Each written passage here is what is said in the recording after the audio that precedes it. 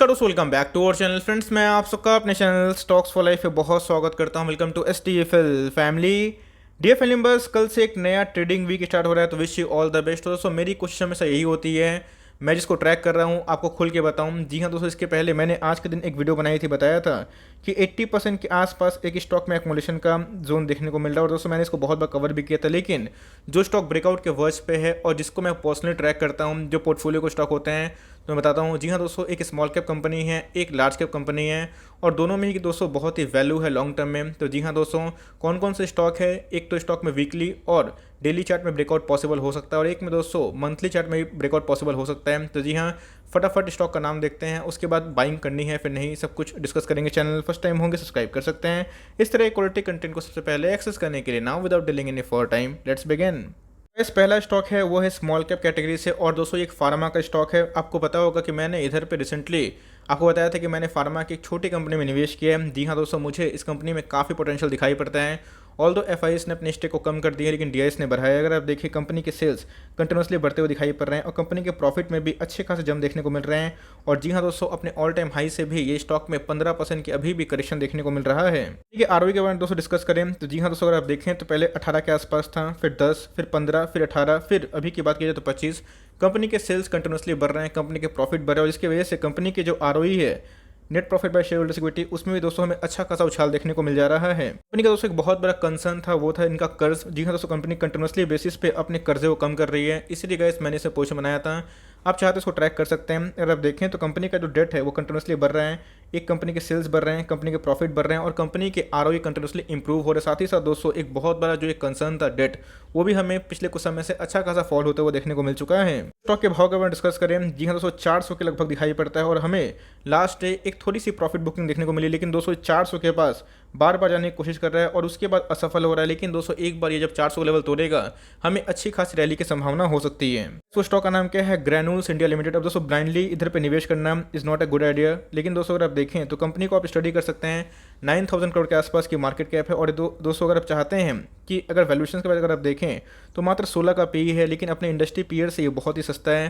तो मेरे हिसाब से गाइस, फार्मा की ये वन ऑफ द मुझे एक अच्छी कंपनी दिखाई पड़ती है। ऑल्दो ILCP भी हमें देखने को मिलती है, लेकिन इस कंपनी में दोस्तों मुझे थोड़ा सा फेथ दिखाई पड़ रहा है ऑलरेडी। अगर आप देखें, स्टॉक में अच्छी खासी रनअप हमें देखने को मिली थी, क्यों? कोविड की वजह से। लेकिन उसके बाद कंपनी ने दोस्तों इस क्वार्टर में जो अपने नंबर पेश किए हैं, तो अनुमान से बेहतर नंबर पेश किए हैं। इसके पहले कंपनी ने खुद बताया था कि इनके प्रॉफिट और रेवेन्यू दोनों डिक्लाइन हो सकते हैं, लेकिन उसके बावजूद भी गाइस इनके जो प्रॉफिट में अच्छी खासी छलांग देखने को मिली, और उसके बाद स्टॉक में रैली भी देखने को मिली। लेकिन कभी गाइस इस स्टॉक में ब्रेकआउट पॉसिबल हो सकता है। एयर चॉक्सी की बात की जाए, जी हाँ दोस्तों, उन्होंने क्या कर दिया, टारगेट को रेस कर दिया है, 450 के ऊपर बताया है। लेकिन मेरे हिसाब से दोस्तों इधर पे देख के हमें निवेश नहीं करना है, हमें निवेश करना है कि कंपनी में आपको वैल्यू मिल रही है कि नहीं। मैंने क्या बताया कि FIS ने ड्रास्टिकली अपने स्टेक को कम कर लिए हैं।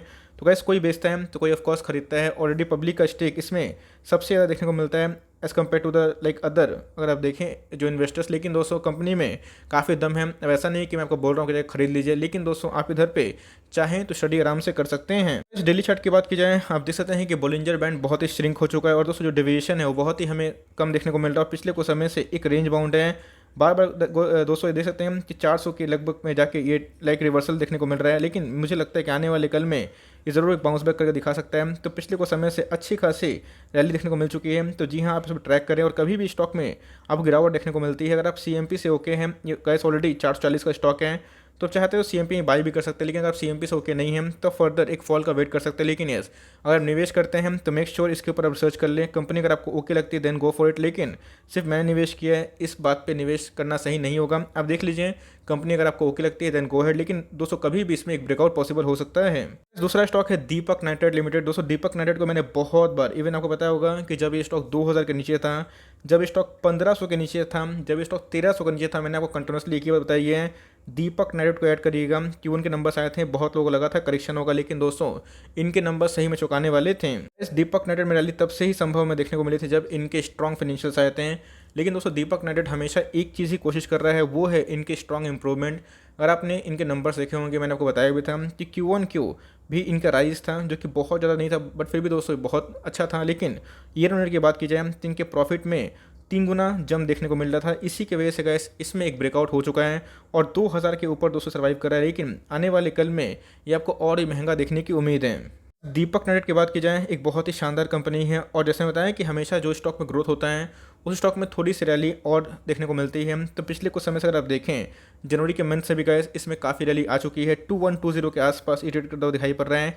114% के आसपास दोस्तों अभी तक की बात की जाए तो ये रिटर्न डिलीवर कर चुकी है। अगर चार्ट पैटर्न की बात की जाए तो जी हाँ, बहुत ही प्रॉमिसिंग देखने को मिलता है। आउटलुक मुझे लॉन्ग टर्म के लिए बहुत ही पॉजिटिव दिखाई पड़ता है। इधर बहुत इंपॉर्टेंट क्वेश्चन है कि सर ये बहुत रैली कर चुकी है। जब मैंने इसको कवर किया था ये 600-700 के आसपास थी, उसके बाद 1000, फिर 1200, अभी की बात की जाए 2000 के ऊपर है। तो क्या इधर पे फ्रेश एंट्री करना सही होगा? तो अगर आप देखें इनके वैल्यूएशन अगर आप देखें 29 का पी, बहुत जगह पे 30-32 का पी देखने को मिलता है। तो इनके दो बिजनेसेस हैं।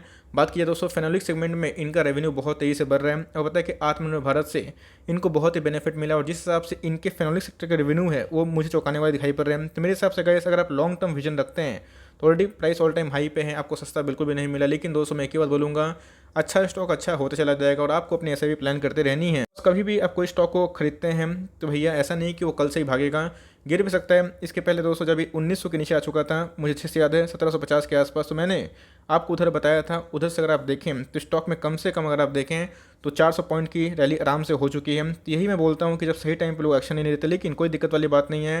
अगर आप इसमें SIP प्लान करते हैं और छोटा मोटा एक्मुलेशन करते हैं फॉर लॉन्ग टर्म तो गाइस आपको फॉर्चून क्रिएट कर सकती है। तो अगर आप देखें तो चूंकि एक FNO का स्टॉक है जिसमें फ्यूचर एंड ऑप्शन दोनों का काम होता है और इसमें दोस्तों काफ़ी लिक्विडिटी मिलती है। वो बताएं कि वॉल्यूम्स बहुत ही अप हो जाते हैं। तो अगर आप देखिए लास्ट डे की डिलीवरीज की बात उतनी प्रॉमिसिंग देखने को नहीं मिल रही है, मात्र 18% के आसपास है। बट फिर भी गाइस इस कंपनी में आने वाले कल में बहुत पोटेंशियल है और जितना गिरे आपको उतना ही उठाना है। मैं इसी के बारे में डिस्कस कर रहा था। आप देख सकते हैं कि पिछले कुछ समय से इधर पे आप देख सकते हैं दोस्तों कि हमें एक गैप अप ओपनिंग देखने को मिली थी और नंबर्स आने के बाद 7 से 8% एक दिन में ही इस कंपनी ने रैली करके दिखाया था। उसके अगर आप देखें तो रैली थमी नहीं है।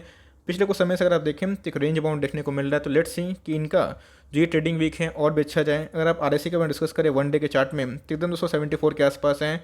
मनी फ्लो इंडेक्स पर अगर आप देखें तो हाईली ओवरबॉट हो चुका है। वैसे अगर आपको ट्रेड लेना है तो जी हाँ, अपना SL ले काम करें। मैं फिर से बोल रहा हूँ दोस्तों, अगर आप ट्रेडर हैं तो अपना SL ले काम करें। हो सकता है कि आपका जो SL है 2075 के आसपास, ऐसा मेरा मानना है। हो सकता है अगर आप एक ट्रेड करना पसंद करते हैं। लेकिन दोस्तों अगर आप इन्वेस्टर है तो मेरे हिसाब से अगर आपको 10 स्टॉक निवेश करना है तो छोटे मोटे गैप पे जैसे अभी 2 स्टॉक निवेश कर दिए और धीरे धीरे उसको बढ़ाते गए। बिकॉज ऐसा हमने देखा है कि बहुत जगह पे जब रैली स्ट्रीम होती है तो लोग को घुसने का मौका नहीं होता है।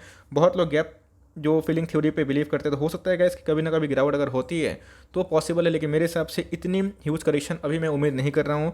और 2000 के आसपास गलती से भी गाइस स्टॉक को मिलता है तो आपको जरूर बाइंग करनी चाहिए। इसमें इसी के बारे में डिस्कस करते हैं। अगर आप देखें तो वीकली, डेली और मंथली चार्ट में अगर आप देखें तो ब्रेकआउट पॉसिबल हो चुका है और पिछले कुछ समय से एक कॉन्सोलेशन फेज में था। तो मेरे हिसाब से दीपक नाइट्रेट हो गए, ग्रैनुल्स हो गए, दोनों से अंदर कंपनी। ग्रैनुल्स में थोड़ा रिस्क है, छोटी कंपनी है, मैंने आपको बताया खोल के ही कि क्या प्रॉब्लम है, लेकिन क्या अपॉर्चुनिटी है मैंने आपको वही बताया। तो अगर आप चाहते हैं तो ग्रैनुल्स को अवॉइड भी कर सकते हैं, लेकिन इसको ट्रैक जरूर करें। और साथ ही साथ दीपक नाइट्रेट की बात की जाए तो टॉप क्लास वाली कंपनी है और दोस्तों आपके पोर्टफोलियो में शायद ये कंपनी ज़रूर होनी चाहिए। बिकॉज मेरे हिसाब से मैंने इसको बहुत बार कवर भी किया है। आपके पास अगर दूसरी केमिकल वाली कंपनी है तब चाहे तो उसको अवॉइड भी कर सकते हैं। बट मेरे हिसाब से इसको धीरे धीरे उठाइए और लॉन्ग टर्म बिल्ड करिए। बट मेरे हिसाब से अगर ये ब्रेकआउट देने में संभव होता है तो भाई आने वाले कल में और विस्फोट कर सकती है। इसे अपडेट थी। कोई बाइंग कॉल लेने से पहले दोस्तों अपने फाइनेंशियल एडवाइजर जरूर कंसल्ट करें। बात की जाए दीपक नाइट्रेट की, ऑलरेडी ऑल टाइम हाई पे हैं तो आप चाहे तो अवॉइड भी कर सकते हैं, फॉल का इंतजार कर सकते हैं। बट मेरे हिसाब से अपनी SIP को कंटिन्यू करें, कमिटेड है तो। और गिरता है तो अच्छी वाली बात है, आपको अच्छा स्टॉक सस्ते भाव पे मिल सकता है। So for timing that's end of the video. I hope मेरे एफर्ट आपको अच्छा लगा। वीडियो चले तो लाइक कर दीजिए। चैनल फर्स्ट टाइम होंगे तो याद से सब्सक्राइब करना भूलिएगा। फर्दर कोई डाउट उसको ड्रॉप कर सकते हैं, कुछ और रिव्यू चाहिए उसका नाम ड्रॉप करना भूलिएगा।